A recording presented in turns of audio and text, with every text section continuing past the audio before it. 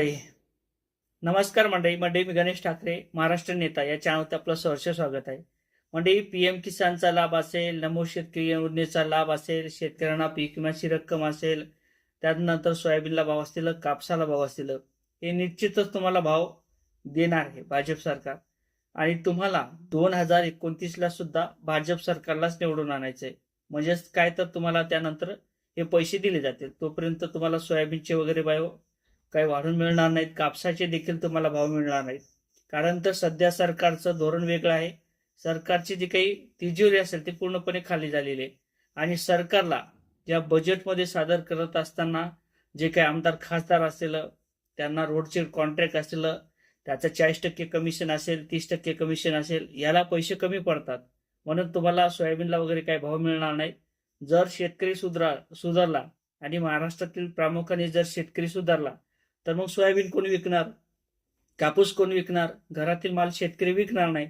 म्हणून याच्यामध्ये महागाई वाढेल. म्हणून जे काही सरकारचं धोरण आहे भाजप सरकारचं, ते महागाई कंट्रोल करण्याच्या मार्गावरती आहे. म्हणजेच महागाई या देशामध्ये वाढली नाही पाहिजे.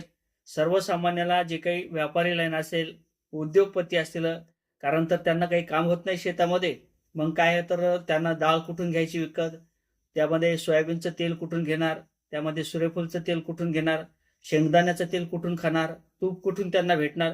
म्हणून त्यांना कंट्रोलमध्ये ठेवायची आहे सगळी महागाई.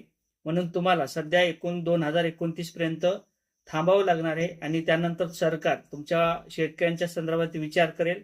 आणि नंतर 2029ला जर त्यांचं सरकार परत निवडून आलं तर मग तुमच्या सोयाबीनच्या आणि कापसाच्या संदर्भात विचार केला जाईल. आणि साहजिकच जे काही कर्जमाफीचा प्रश्न असेल त्या संदर्भात सुद्धा नंतरच तुमचा विचार केला जाईल. सध्या तरी तुमचा शेतकऱ्यांचा विचार केला जाऊ शकत नाही. कारण तर शेतकऱ्यांची जे काही अवस्था असेल ती बिघडल्याशिवाय, शेतकऱ्यांची अवस्था बिघडल्यानंतरच तुम्हाला मतदान होईल भाजप सरकारला. आणि जर तुम्ही सुधारला तर मात्र तुम्ही काही मतदान वगैरे करणार नाही. आणि म्हणूनच सर्वसामान्यांच्या खिसा लुटला जातोय. लाडक्या बहिणीला 1500 रुपये दिले जातात. पीएम किसानचा तुम्हाला लाभ दिला जातो. नमो शेतकरी सन्मान निधीचा सुद्धा तुम्हाला लाभ दिला जातो. म्हणून तुम्हाला हे पैसे भरपूर आहेत. तुम्हाला काही पैशाची गरज नाही. तुमच्या सोयाबीनला भाव नाही भेटला तरी चालेल, तुमच्या कापसाला वगैरे भाव नाही भेटला तरी चालेल. साहजिक आहे, सरकारला सुद्धा तुमचं मतदान पाहिजे. 2029ला बघेल तुमच्याकडे सरकार. तोपर्यंत शांत बसा. आणि व्हिडिओ आवडला तर नक्की शेअर करायला विसरू नका. जय शिवराय.